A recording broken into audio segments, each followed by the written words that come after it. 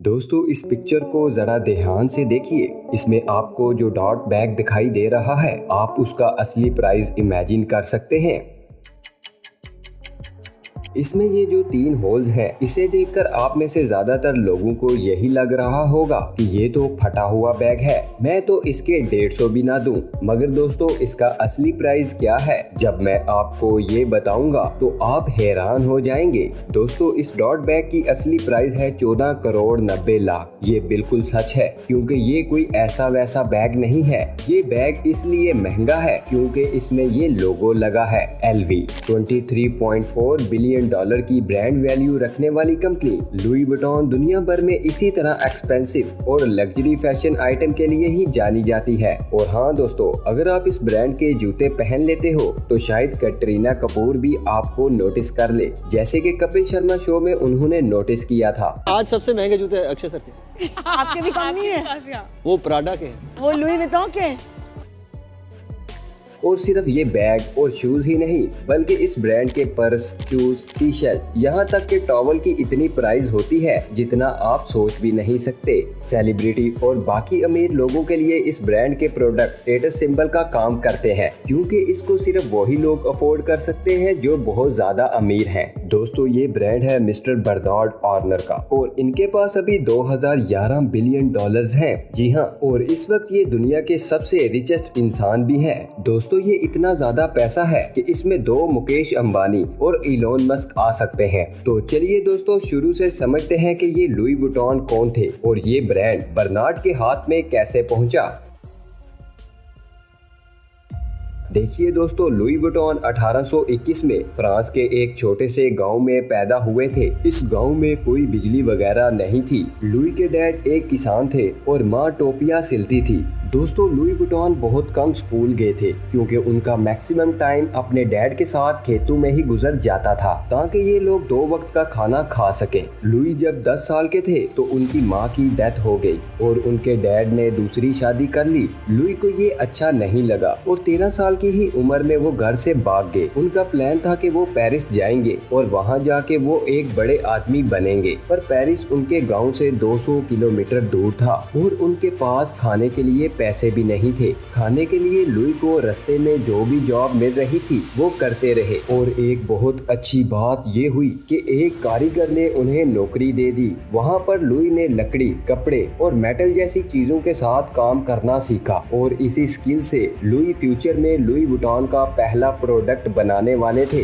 Louis को फिर एक ग्रेट अपॉर्चुनिटी मिली। 1851 में एक्सप्रेस ऑफ फ्रांस ने लुई को अपने ट्रैवल के लिए सूटकेस बनाने का बोला। लुई के लिए ये बहुत बड़ी बात थी कि उसे अमीर लोगों के साथ काम करने का मौका मिला था। 33 साल की एज में लुई वुइटन ने शादी कर ली थी और पेरिस में उन्होंने एक दुकान खोली। उस वक्त मार्केट में सिर्फ 2 ही चीजें चल रही थी, जिसका मिस्टर लुई वुइटन को बहुत फायदा हुआ। पहला था रेलवे में तरक्की, जिसका मतलब था अब ज्यादा लोग रेलवे में ट्रैवल करेंगे, और अगर ज्यादा लोग रेलवे में ट्रैवल करेंगे तो वो लुई वुइटन का सूटकेस भी यूज करेंगे। दूसरी चीज ये थी कि उस वक्त जितने भी सूटकेस थे वो ऊपर से राउंड शेप के थे, यानी 2 सूटकेसेस एक के ऊपर एक नहीं रखा जा सकता था। लेकिन मिस्टर लुई वुइटन के सूटकेस का डिजाइन वो फ्लैट थे, यानी एक के ऊपर एक जितने चाहे सूटकेसेस रख सकते हैं, यानी ट्रैवल में आसानी। लुई के सूटकेसेस अब बहुत ज्यादा बिक रहे थे क्योंकि वो हाई क्वालिटी के भी थे।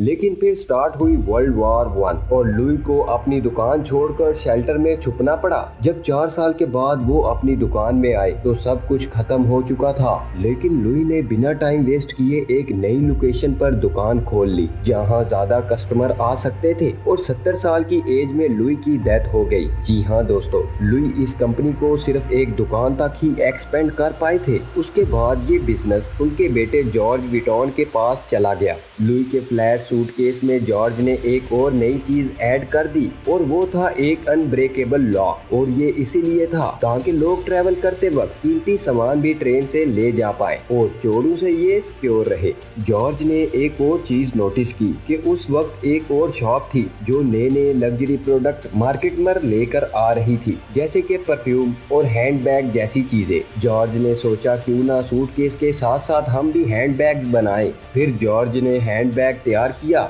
दोस्तों एलवी का डिजाइन भी जॉर्ज विटॉन ने ही तैयार किया था। 1936 में जॉर्ज विटॉन की भी डेथ हो गई और ये बिजनेस पास किया गया जॉर्ज के बेटे गैक्सटन विटॉन को। उस वक्त वर्ल्ड वॉर सेकंड चल रही थी तो गैक्सटन विटॉन को फैक्ट्री बंद कर छुपना पड़ा, लेकिन इन पर एलिगेशन है कि बाद में इन्होंने अपना बिजनेस चलाने के लिए जर्मनी के साथ कोलैबोरेट किया और वर्ल्ड वॉर 2 के दौरान यानी पूरे 6 साल तक 1939 से 1945 तक वो अपना बिजनेस पेरिस के सबसे अच्छी लोकेशन पर चलाते थे। कंपनी का स्टेटमेंट में ये कहना है कि अगर गैक्सटन उस वक्त अगर ये ना करते तो ये ब्रांड कभी सरवाइव कर ही ना पाता। इसके बाद 1970 में गैक्सटन की भी डेथ हो गई और इस बिजनेस का कंट्रोल मिला गैक्सटन के दिमाग हेनरी रिकैमियर को। हेनरी विटॉन फैमिली से अलग थे और उन्हें पहले से ही काफी एक्सपीरियंस था और इसीलिए आते ही उन्होंने कंपनी को एक्सपेंड करना स्टार्ट कर दिया। उन्होंने बहुत सी कंट्रीज में इस बिजनेस को एक्सपेंड किया, बहुत बड़ी बड़ी शॉप्स खोली और कंपनी का आईपीओ करवाया। आईपीओ से जो पैसे मिले उसे और ज्यादा कंपनीज को एक्सपेंड करना स्टार्ट कर दिया और ज्यादा एक्सपेंड करने के लिए लुई वुइटन ने दूसरी बड़ी लग्जरी अल्कोहल की कंपनी मोइट हेनेसी के साथ भी कोलैबोरेट कर लिया और ये ब्रांड एलवी से LVMH बन गया, यानी लुई वुइटन मोई हेनेसी। अब दोस्तों हम में से मैक्सिमम लोगों की कंफ्यूजन ये होगी कि ये जो भी बात चल रही है वो मिस्टर लुई वुइटन और उनकी 3 जनरेशन की चल रही है और ये बीच में मिस्टर बर्नार्ड जो कि दुनिया के सबसे रिचेस्ट आदमी है वो कहां से आ गए और लुई वुइटन इनका कहां से हो गया। और ये जो लुई वुइटन का ब्रांड इनके हाथ में आया है वो कोई बहुत शारीफियत से नहीं आया, ये ब्रांड इनके हाथ में कैसे आया। इससे पहले हम समझते हैं कि मिस्टर बर्नार्ड एक्चुअली में है कौन। देखिए दोस्तों जब बर्नार्ड पैदा हुए थे तो वो लुई वुइटन की तरह गरीब नहीं थे। बर्नार्ड के डैड एक सिविल इंजीनियरिंग कंपनी चलाते थे। 1971 में बर्नार्ड ने फ्रांस के कॉलेज से अपनी ग्रेजुएशन कंप्लीट की और उसके बाद अपने डैड को मनाने लग पड़े कि वो दोनों मिलकर रियल एस्टेट की एक कंपनी पर फोकस करेंगे। बर्नार्ड के डैड इसके लिए मान गए।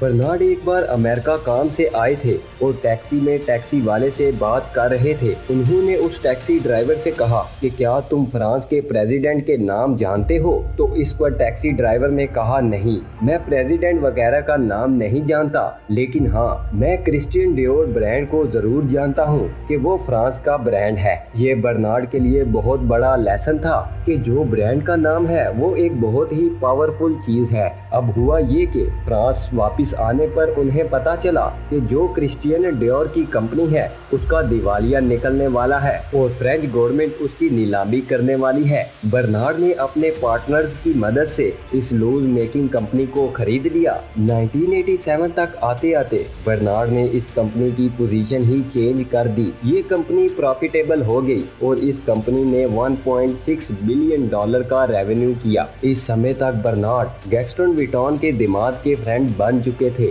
और जब लुई वुइटन और हेनेसी ब्रांड ने आपस में हाथ मिलाया था तो हेनरी ने तो ये सोचकर हाथ मिलाया था कि MH के साथ कंपनी मिलाकर वो जल्दी से ग्रो कर पाएंगे, लेकिन हेनरी की मोई हेनेसी कंपनी के ऑनर के साथ बन नहीं रही थी। वो इतने गुस्सा हो गए कि उन्होंने अपने पुराने फ्रेंड बर्नार्ड के बारे में सोचा कि ये इस सिचुएशन में इनकी हेल्प करेंगे। दोस्तों हेल्प का तो पता नहीं, लेकिन उस वक्त बर्नार्ड LVMH ब्रांड में बहुत ही इंटरेस्ट हो गए थे और वो इस कंपनी को पूरा कंट्रोल करना चाहते थे। 1988 में बर्नार्ड ने $1.6 बिलियन खर्च करके एक होल्डिंग कंपनी बनाई। इस कंपनी ने धीरे धीरे LVMH के शेयर्स खरीदना स्टार्ट कर दिए जो कि पब्लिकली अवेलेबल थे। दोस्तों बर्नार्ड ने इस कंपनी के 45% शेयर खरीद लिए जिससे वो पूरी कंपनी के सबसे बड़े शेयर होल्डर बन गए। जब ये बात हेनरी को पता चली तो उन्हें बहुत गुस्सा आया और उन्होंने बर्नार्ड के ऊपर केस कर दिया, लेकिन कोर्ट में ये केस बर्नार्ड जीत जीत के। इसके बाद बर्नार्ड ने कंपनी पर काम करना शुरू कर दिया और 11 सालों में कंपनी के प्रॉफिट को 5 गुना ज्यादा कर दिया। उन्होंने एक के बाद एक लग्जरी ब्रांड्स की कंपनीज को खरीदना स्टार्ट कर दिया। दोस्तों, इनकी नजर गुची कंपनी पर भी पड़ी और उन्होंने छुपके से इसके शेयर खरीदना स्टार्ट कर दिए और 5% तक गुची के शेयर खरीद लिए। जैसे ही गुची को इस साजिश का पता चला तो उन्होंने इसे क्रीपी टेक ओवर की साजिश कहा। जैसे ही असलियत सबके सामने आई तो बर्नार्ड रुके नहीं, उन्होंने गुची के शेयर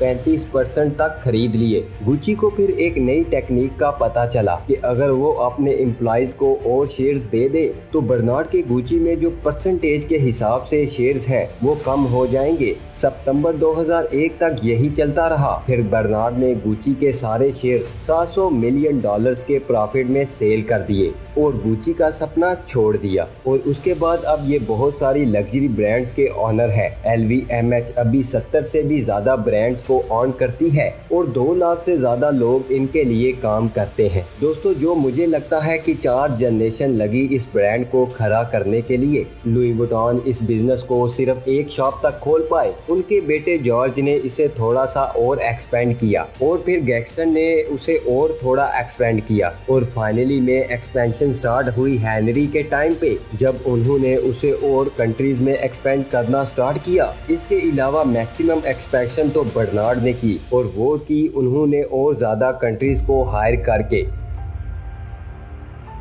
आई होप आपको आज की हमारी वीडियो पसंद आई होगी। कमेंट कर अपनी राय हमारे साथ ज़रूर शेयर कीजिएगा और अभी तक जिसने हमारे चैनल को सब्सक्राइब नहीं किया उन सब दोस्तों से भी गुजारिश है कि हमारे चैनल को सब्सक्राइब कर दें। इंशाल्लाह मिलेंगे नेक्स्ट वीडियो में। अल्लाह हाफिज़ दोस्तों।